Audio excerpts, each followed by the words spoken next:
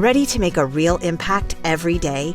Join the Active Day Home Care team and help clients maintain their independence in the comfort of their own homes. Make a difference in someone's life as you provide essential daily assistance and protect their health and happiness. Earn up to $20 an hour and enjoy additional perks like optional daily pay, 401k, paid time off, ongoing educational training, and more. Join a team that values care, compassion, and your professional growth. Visit activeday.com to apply. It's on, the biggest Maytag sale of the year at Lowe's. Buy 2 select laundry appliances and get up to a $100 bonus via instant rebate. Shop all things Maytag, including the new stackable Pet Pro laundry system that removes pet hair from clothes. Lowe's, we help, you save. Offer valid through 5/31. See store for pricing and offer details. Advertise savings on all major Maytag appliances through maytag.com and participating retailers. Prices may vary. Additional terms and conditions apply.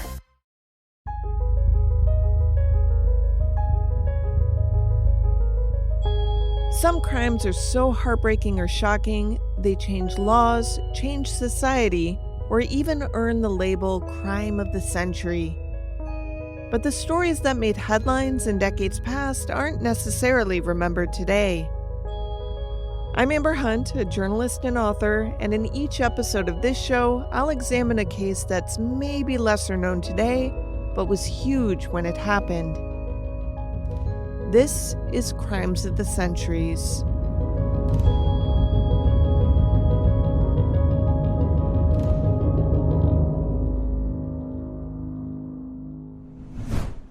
The hard part was over. More than a ton of money had been successfully taken from the safekeeping of the Charlotte, North Carolina Loomis Fargo vault by a single, tall, slightly scrawny man in a theft that had taken just over an hour to complete.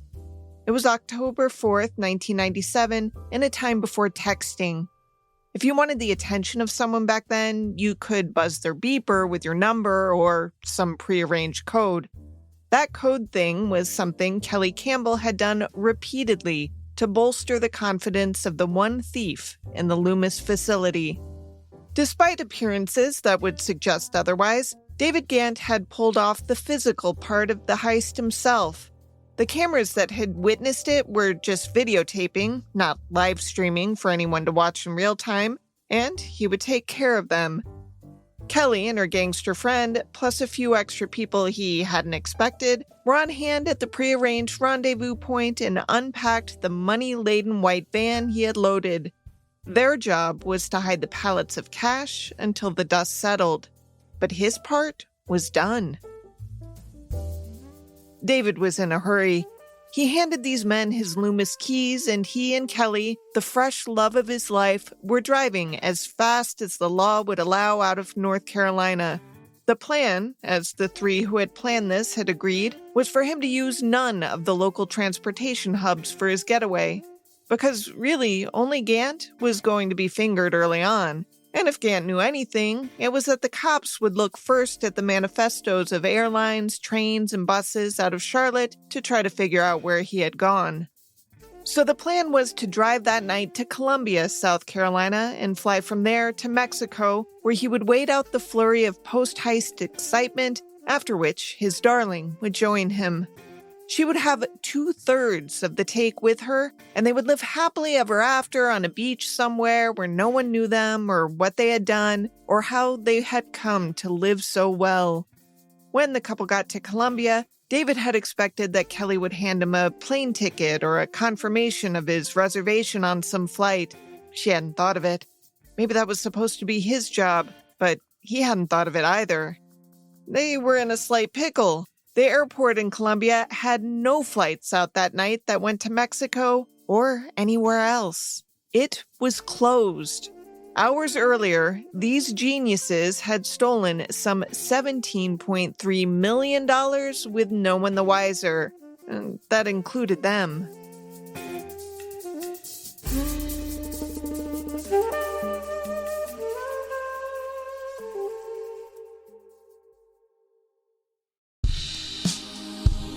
Crimes of the Centuries is sponsored by Haya. I just got Hiya delivered to my door again this week. They make it so easy, I never have to order. Hiya's great. Hiya is not like other children's vitamins that are basically candy in disguise, filled with 2 teaspoons of sugar, unhealthy chemicals, and other gummy additives growing kids don't need. Hiya is something different. That's right. It's made with 0 sugar and 0 gummy additives. Hiya fills in the common gaps in modern children's diets to provide the full-body nourishment kids need with a yummy taste they love.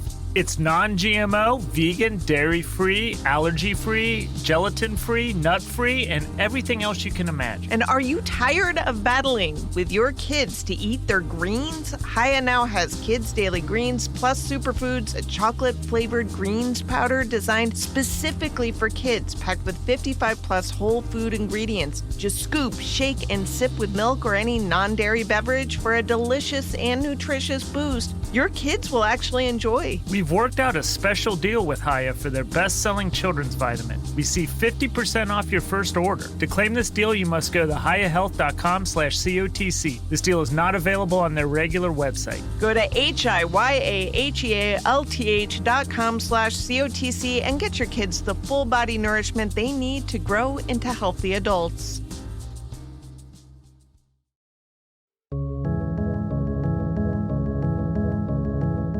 This 1997 armored car warehouse robbery would go down in history as the nation's 3rd largest heist. It would be the largest of its kind in Charlotte, a city that was growing into a formidable banking capital where major financial institutions put their headquarters. The heist would be remembered as far too easy to pull off and is said to have dramatically changed everything about how companies who handle and transport large sums of money for banking institutions operate. Because what David Gant did, in part, was expose every flaw in the system. He didn't have to be a master criminal to do that. All he had to do was be a guy who made $360 a week to count and shuffle great gobs of cash around Charlotte banks. He'd been driving an armored car route for Loomis for years and had gotten used to being around money that wasn't his. He was also a guy who had bills to pay and little hope of ever getting ahead. In fact, he'd say that working around money was less appealing than you think. But money had its advantages. Any fool could see that. Today marks 25 years since the famous Loomis Fargo heist here in Charlotte. Back in 1997, former Kings Mountain resident and Iraq War veteran. Now, this entire story even inspired the movie Masterminds, which was made back in 2016, starring Owen Wilson, Jason Sudeikis, Kristen Wiig. Yeah, it was such a crazy time. It was bungled. It was a comedy, when you think about what they did. It didn't have to be. It could have been unsolved to this day if only those involved hadn't been greedy and feckless. In fact, in time, the robbery would be referred to derisively as the Hillbilly Heist, and those who pulled it off as the gang who couldn't think straight. And those were the nice things that people said about the thieves, who appeared to be ordinary people who wanted a more surefire way to get rich than playing the lottery every week. I'm gonna guess they were tempted and weak instead of dumb and dumber. But you get to decide that. Let's start with David Gant, a man who had been married a while to a woman named Tammy. They had leaned hard on the credit cards early on and were now living on a tight budget, which Tammy controlled. So life wasn't as much fun as it had been pre-marriage for David, who worked a lot of overtime trying to get ahead. He'd been a bit of a loner, a quiet redhead who always led a working man's life, one sustained by low-paying employment. He'd been raised in a just-getting-by household. He'd been married for 5 years. He had met a new woman, Kelly Campbell, when they both worked at Loomis, where they would lunch together, take smoke breaks, hang out. It's not really clear why Kelly left her employ at Loomis a year before. There were some rumors that she had been invited to leave, but she and David kept in touch after that. Who launched the heist idea has a few retellings, but it appears that Kelly was likely the one who suggested to David just how easy it would be to walk away with some of that ever-present cash at Loomis. Later versions of the story have David being the mastermind of the heist, and I guess that could be true, that he figured out the finer details, even if it was her initial idea. All they had to do was figure out when, how much, and how they'd get away with it. It would mean that David would leave Tammy, of course, and that David would hide out and Kelly would join in Mexico with most of the proceeds. All good, except they would need a guy who knew something about laundering money, although Kelly said she knew somebody. His name was Steve Chambers. They decided it would be best if David and Steve never met and nobody knew full names.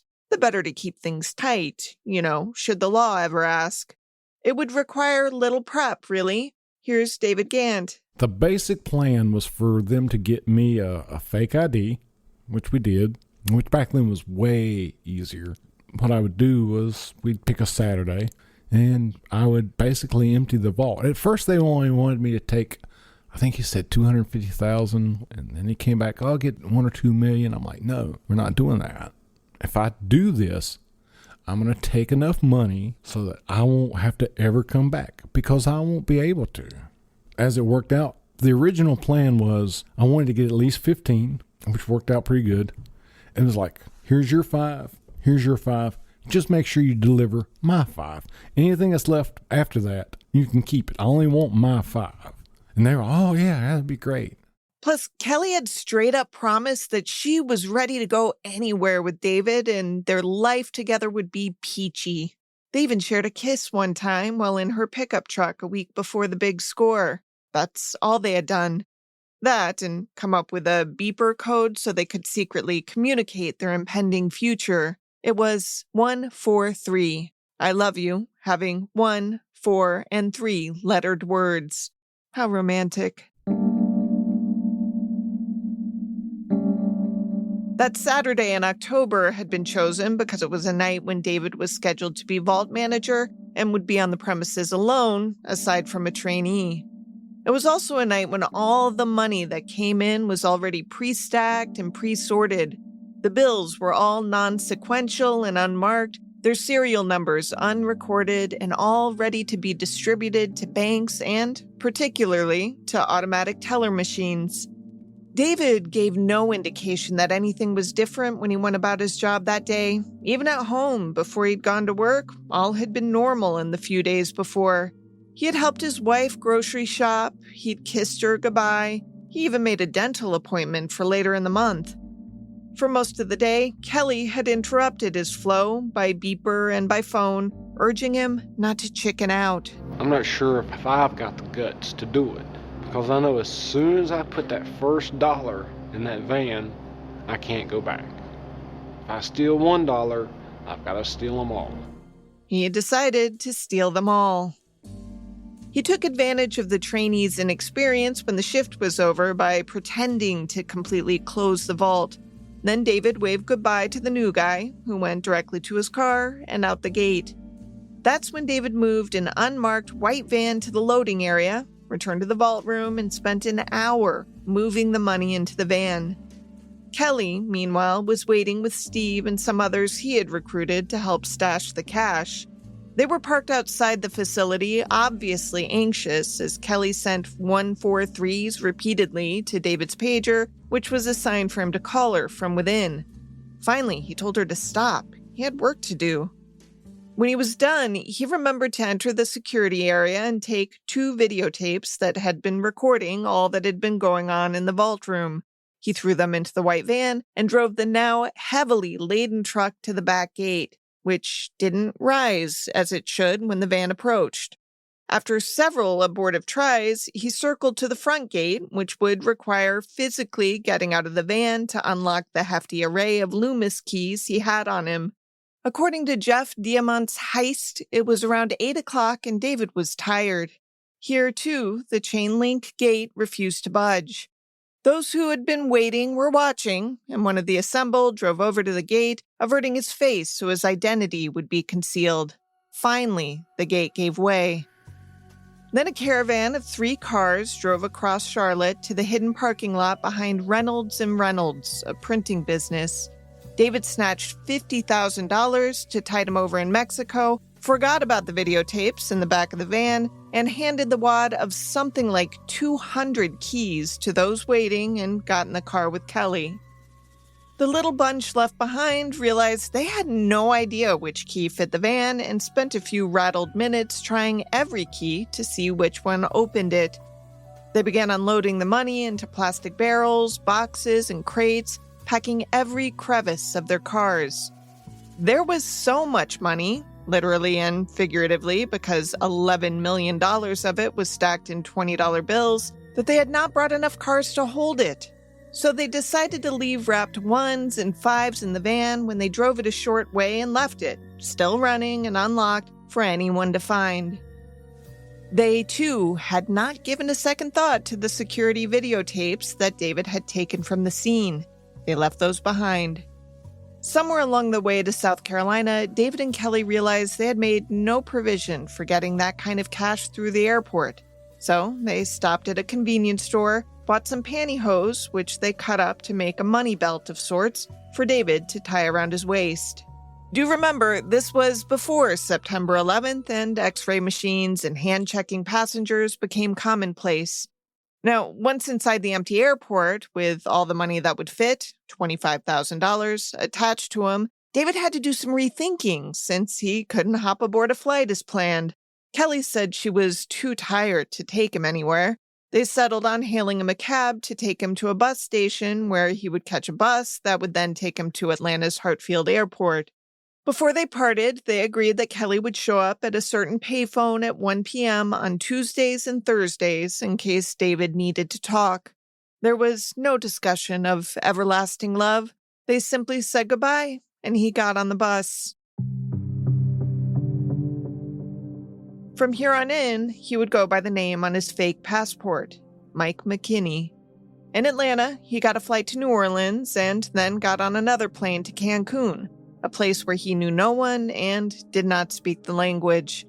He directed his Mexican cabbie to take him to a fancy hotel where he could sleep and wait for Kelly to show up with $10 million. He carried no bags.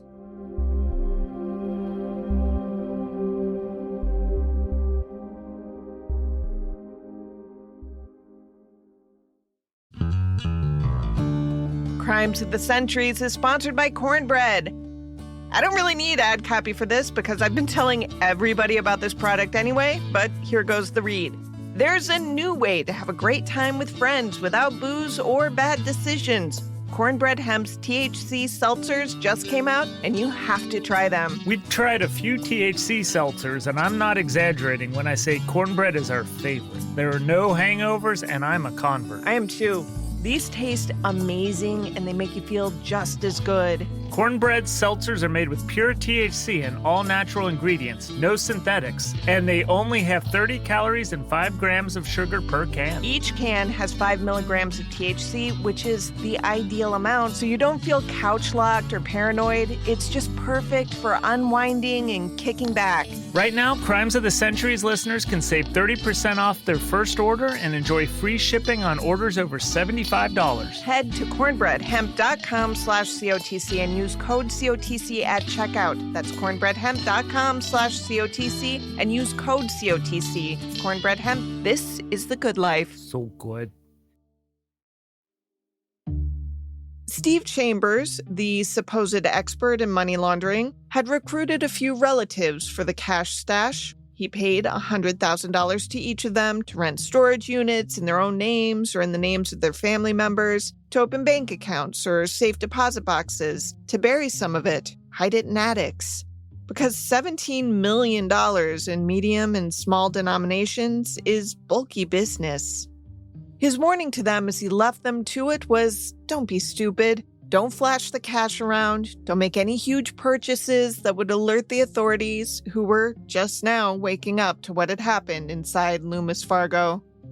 Now, for his part, David had been told by Kelly that her friend Steve was a big-time and well-connected gangster, an accomplished money launderer and skilled gambler. He was, in fact, none of those things.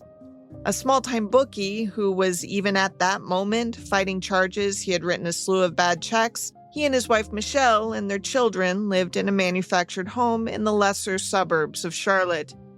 He went home that Sunday morning after the partial cash dispersal to that trailer to count more of the money into the night and bury it in his backyard.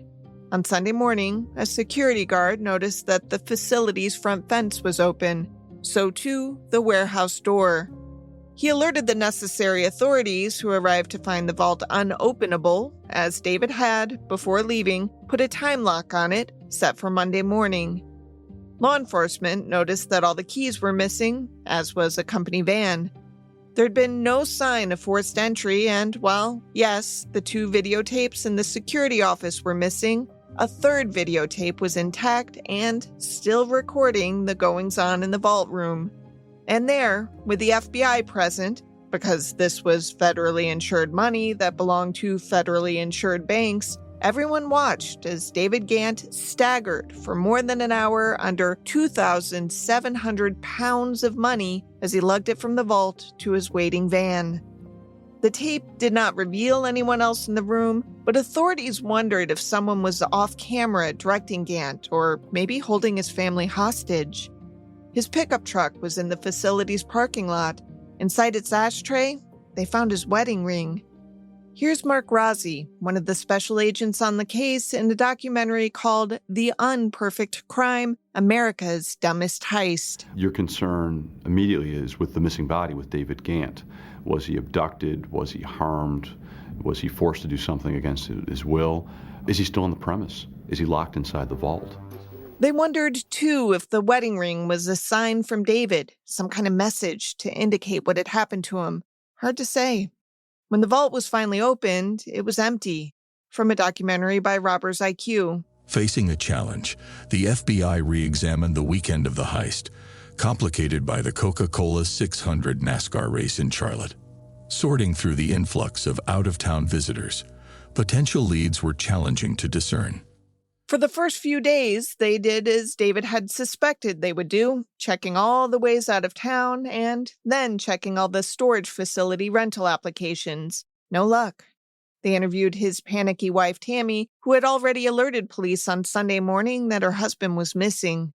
It didn't take law enforcement long to decide she knew nothing. She stood by his innocence. Special agent in charge, William Perry, filled in a few more blanks. The picture we were getting from the family does not seem to fit the profile of somebody that's going to take $17 million by himself and have a plan of action and a destination to go to. Now, FBI Special Agent John Wydra weighed in. This is a man who's never been in trouble with the law, was honorably discharged from the military, worked overtime on a regular basis. From all outward appearances, would not be a willing participant in this type of crime. By late Monday, the unmarked and unlocked Loomis van was found less than 10 miles from the Loomis warehouse, within spitting distance of the Reynolds & Reynolds printing facility. Inside was $3.3 million that the thieves had left in the van, the keys to the vault, David's Loomis-issued service weapon, and the videotapes of his hour of industry on Saturday night. One thing was sure, they decided. If Gant did it, he couldn't have done it alone. It was just too much money. And if he'd been coerced, then who had gotten to him, and how? They were now ready to start widening the probe. They even had a name for the operation, Charlotte. The next order of business was to talk to every Loomis employee and make lists of those who had recently worked there. David had been a quiet guy, they all said, not overly bright. Fact is, no one he knew fingered him for being the brains behind this huge theft. Believing he was even involved was hard enough. Kelly Campbell's name, however, came up repeatedly as employees remembered their unusual closeness. When Kelly was contacted by agents who were treating the matter as routine, she decided this was a good time to lie. Mark Rossi again. The interesting thing with Kelly Campbell is that you had these external people saying that they were close, that they were good friends, that they would have lunch together, and that even after she had left Loomis Fargo, they stayed in contact. But that's not what Kelly Campbell told us. She painted a different picture, that they weren't all that particularly close, and that they really hadn't maintained much of any contact since she had left. We had an obvious discrepancy here, and we had some doubts about the truthfulness of Kelly Campbell. So they put her under some limited surveillance. A week into the investigation, the FBI contacted the John Walsh-hosted Fox TV show, America's Most Wanted, and arranged for an almost immediate inclusion of the robbery, with a piece of the videotape and David's face to be shown to a nationwide audience. All agents in the Charlotte office were ready to take calls and move this case along. It was scheduled to air on the East Coast immediately after the conclusion of the American League Baseball playoff game between the Cleveland Indians and the Baltimore Orioles.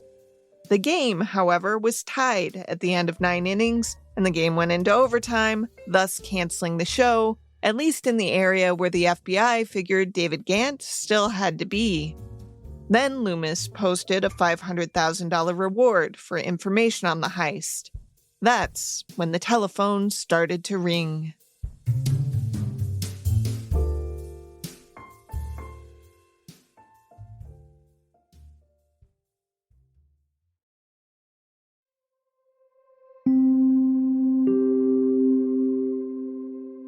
A few of the tipsters hoping for reward money in the Loomis robbery mentioned a man named Eric Payne, who had been spotted spending a bit of newfound wealth. He had bought expensive airline tickets and was taking exotic vacations. He bought a new mobile home and a big screen TV, a Harley Davidson, and a $35,000 Chevy Tahoe with a stack of $20 bills. He had bought his wife a new nose and bigger breasts. His sister also asked for the gift of larger breasts, and he paid for those as well. When asked, he said he had come into an inheritance, but the FBI could find no recent family member of Payne's who had died. He worked at Reynolds & Reynolds, which couldn't be a coincidence, but the FBI couldn't find any connection between him and David Gant. Then came a bunch of phone calls about a couple in Gaston County who had just moved into the wealthy enclave called Cramerton.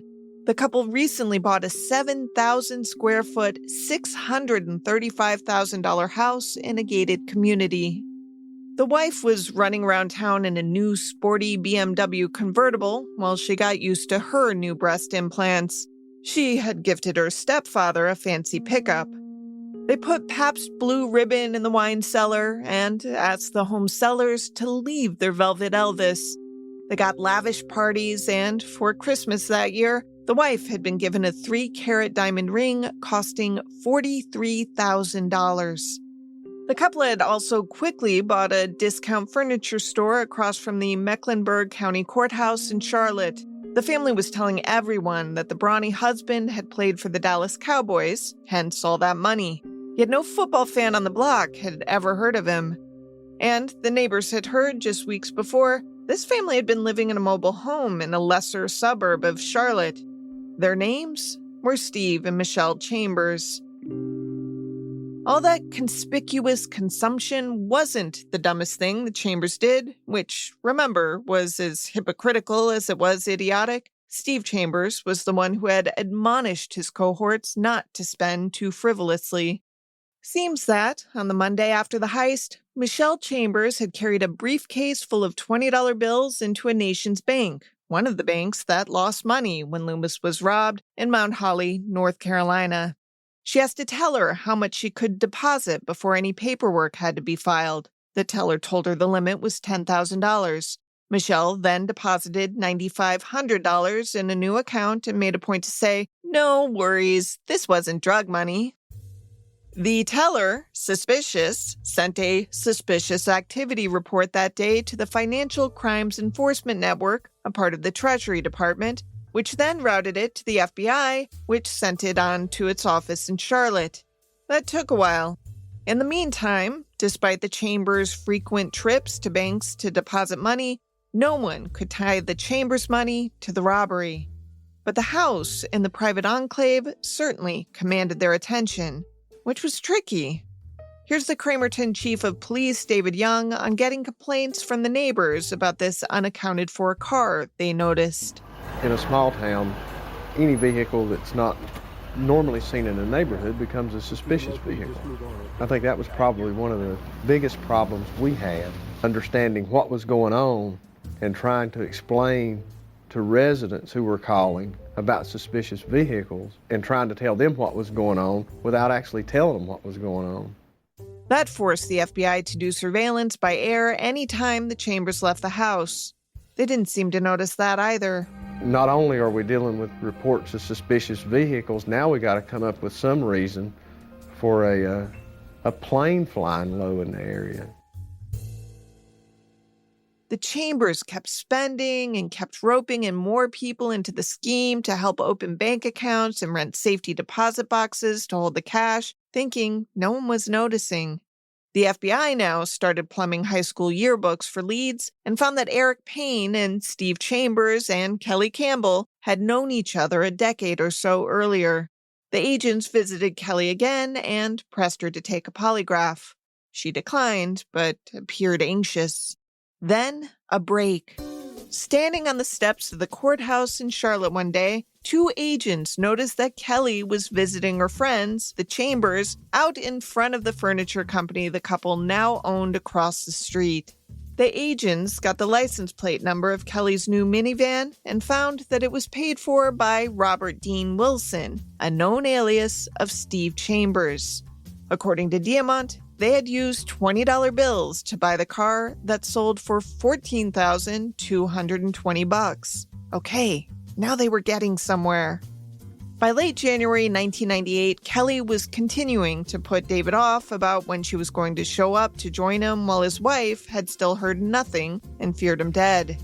Growing paranoid, David moved hotels, then a little farther south to Playa del Carmen, then back to Cancun. He sometimes stayed for days inside his hotel room, only venturing out at night so he would be less recognizable. He stayed in touristy spots so he could eat at American restaurants like the Hard Rock Cafe, but was constantly afraid of being recognized. That America's Most Wanted episode had finally run on the East Coast. He listened to the Eagles' Hotel California all day, smoked cigarettes, and ate M&Ms to stave off his loneliness, knowing he was running out of ready cash and wondering where his share of the haul was. I'm in Cancun and I'm moving from place to place. I'm starting to get concerned. This should have been easy. You can smuggle anything you want into Mexico. Yeah. Easy. Going south, easy as pie. But Steve had already decided that David needed to be taken out of the picture, as the feds couldn't tie anyone else to the crime. He convinced Kelly to string David along while he procured a hitman. This proved easy. He had a buddy who had been in the military and would do it for $250,000. Turns out, it was the same guy who had given Steve his own birth certificate for David's fake passport, Mike McKinney. The plan was for McKinney, posing as a guy named Bruno, to drop off cash to David while he planned the killing. On McKinney's first trip to Cancun, he couldn't find David. McKinney didn't speak Spanish, and no one he spoke to knew where the red-headed American was. When he finally did meet David in Mexico, McKinney handed over $8,500. David balked. This would hardly do. Little did he know that the people who were laundering that cash, friends or cousins or their mothers, were making 5 times that for taking a single trip to the bank to get a cashier's check so that the Chambers could buy their next shiny doodad to solidify their status around town. Well, he didn't know, that is, until McKinney told him.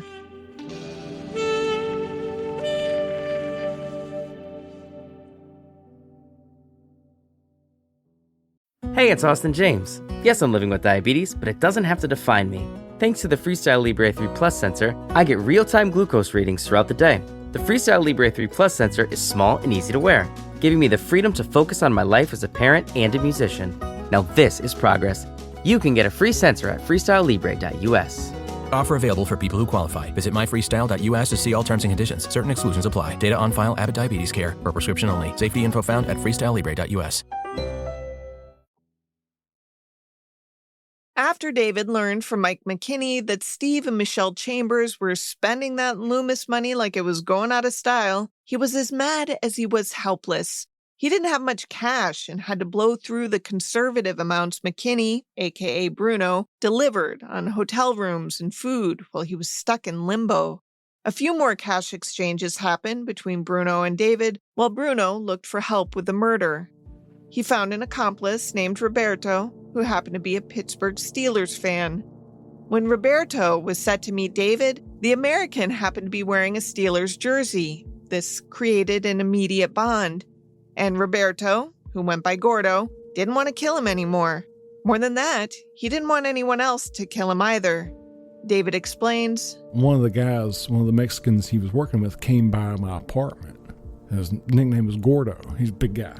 And he says, you know that this guy is planning on killing you. I was shocked. I was very naive. It made no sense.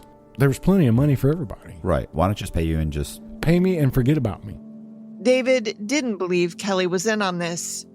Now what to do? The FBI, meanwhile, needed more evidence if they were going to arrest anyone. They were on hand when Michelle again brought fresh money, still wrapped with Loomis-looking bands around it, who threw the bands in the trash. Retrieved, one of the bands had been hand-initialed. Working back from that, the agents found that the initials were those of a woman who counted money in the Loomis Fargo vault, but had not been employed there since the theft. It was telling. It was also probable cause, which they took to a federal judge who gave them permission to wiretap a lot of phones. This allowed them to see the beeper messages, decipher the coding for the scheduled telephone calls, and arrange to listen in to Kelly's conversations via that payphone. From Robber's IQ again. Kelly Campbell and Steve Chambers eventually discussed Gant's impending call, arranging a coded numeric page to determine when and where Gant would call. The FBI aimed to capture Gant's voice on tape. However, when the scheduled call arrived, Kelly Campbell failed to appear at the designated payphone. Disappointed, the FBI prepared to end the wiretap. Just as they were about to conclude, Campbell informed Chambers that she had received a page from David Gant. This time, the FBI was ready. They intercepted the call, capturing Gant's voice and confirming he was still alive. It wasn't long before the feds knew David was being set up to be murdered. They found out that he was in Cancun when he told his sweet angel Kelly where he could be found. This was both good news and bad news. They now knew where David was holed up, but they had to get to him before the hitman did. McKinney/Bruno had arranged to bring some more money to David, though David wanted it all done in a public place. Negotiations were ongoing. After hastily coordinating with the Mexican authorities and Interpol, Agent Mark Rossi flew to Cozumel and arrested David on March 1st, 1998, as he was leaving his hotel. He says to me, "Please tell me you're an FBI agent." And I said, "I am." And the next thing he said to me was, "We really need to talk." And I said, "Yes, we do." And then he told me, "I'm really glad to see you." And I told him that I was glad to see him also. The news of the arrest was not made public until David was on his way back to Charlotte. At dawn on March 2nd, 1998, the FBI woke up the neighborhoods and trailer parks across the metro area, pulling in suspects. Mike McKinney was found at the Charlotte airport's Hampton Inn, waiting to get on a plane to Cozumel. If nobody talked, the FBI would have a lot more work ahead of them. But before Steve Chambers got out of his mini mansion's front door, he was making deals to tell everything. Little did he know that David Gant had already told Special Agent Rossi everything on the plane ride home. One of the people caught in the dragnet was Jeff Guller, a local defense attorney who represented Steve Chambers in his bad check case and seemed to be on hand to give Chambers a lot of dubious legal advice. He also was paid $10,000 to stash some suitcase full of money in his office. The hitch was, of course, that he knew it wasn't above-board cash, and the advice he dispensed occasionally showed Steve how to skirt the law. He also seemed to be helping Steve get a pardon for his own past felony transgressions via a bribe to the right people. Guller was the unexpected victim of the wiretaps that had been placed on Steve's phones and was thus collateral damage. Include him in the 21 who were eventually indicted for their part in the Loomis Fargo heist. 8 were major players, and the rest, aside from lawyer Guller, were relatives of the main 8 who had participated in money laundering schemes. No one got bail at first, despite their willingness to deal with the government, because of the simple matter that there was still so much money unaccounted for. Agents, meanwhile, had been looking for the money. According to reporter Diamant, in those first hours after the arrest, while unpeeling the Chambers home stash, they found $565,602 in a cardboard box in a desk drawer, $897,000 inside one safe deposit box, and $454,000 in another, plus $770,000 stuffed into blue plastic barrels in storage facilities.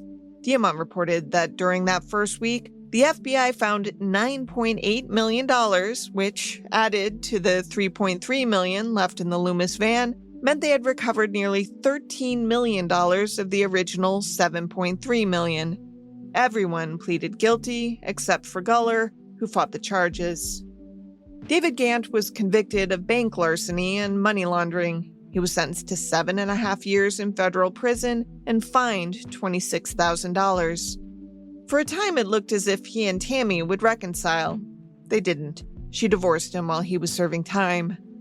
Steve Chambers was sentenced to 11 years, 3 months, and fined $3.5 million. His wife, Michelle, got 7 years, 8 months, and was ordered to pay $4.8 million in restitution. Kelly Campbell was sentenced to nearly 6 years in prison and ordered to pay back $4 million. She was also required to undergo mental health and drug treatment. Eric Payne, the Reynolds & Reynolds employee who had waited for the crew to show up on the night of the robbery, got 6.5 years in prison. Michael McKinney, aka Bruno, was sentenced to 11 years, 3 months for conspiring to murder for hire. Jeff Guller was found guilty of money laundering and sentenced to 8 years in prison. He was subsequently disbarred. 14 of the 21 convicted were ordered to pay some kind of restitution, which, if ever paid, would come to about $19 million. According to the Associated Press, which did some checking in 2022 with a clerk in the federal court of the Western District of North Carolina, Loomis has received only $978,983.79 of that. A few of the defendants, the lesser lights, if you will, have paid off their indebtedness. Most have not, though they have had their wages garnished in some way or have had their tax refunds withheld. There is no further punishment for those who do not repay what they took in 1997. Newsflash, we gave up debtors' prisons ages ago. Last he was heard of, David Gant was a heavy equipment operator in Jacksonville, Florida.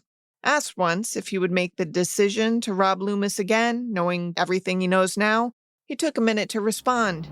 Would I do it again? Yeah. Opportunity like that comes around once in a lifetime. Now that I'm already in prison and been judged and everything, I can be more honest and say, sure. Oh, one last note. Post-conviction, all of the contents of the Chambers Cramerton home were auctioned. A headline in the Sunday Charlotte Observer on February 21st, 1999 read, "Velvet Elvis worth $35 brings $1,650. It was history, I guess.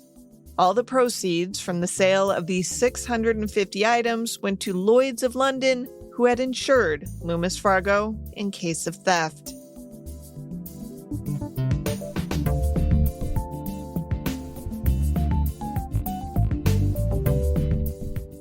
To research this case, journalist Amy Wilson read Heist, the oddball crew behind the $17 million Loomis Fargo theft by Jeff Diamant. She watched a few documentaries on the topic, though she did not watch the goofball movie. She read newspaper accounts of the theft and its aftermath, mostly those that appeared in the Charlotte Observer and which went out over the wire services.